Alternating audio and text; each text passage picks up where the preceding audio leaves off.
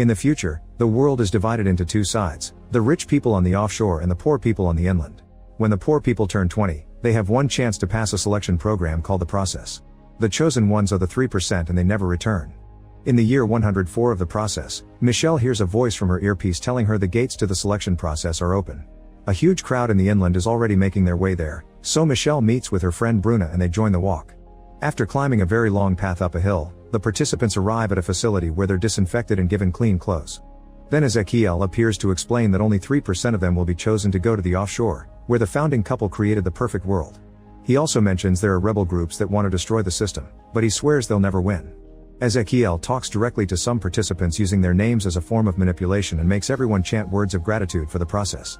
While the candidates are directed to the interview rooms, Ezekiel meets with Aline, who he doesn't recognize. She explains she was sent to do a routine evaluation of the process, which was a last-minute decision. After checking her identity, he goes to complain to council member Nair, who reminds him this year's process is important than usual because for the first time in 100 years, someone was murdered offshore.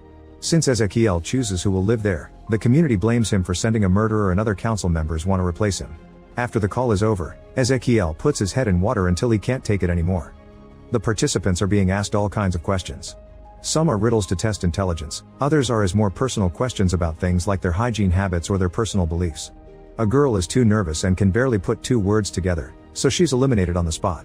A boy gives lots of confident answers, but interviewer Denise can tell it's all memorized stuff with no actual personality or originality and kicks the boy out too. The guy protests so much that he has to be dragged out by force.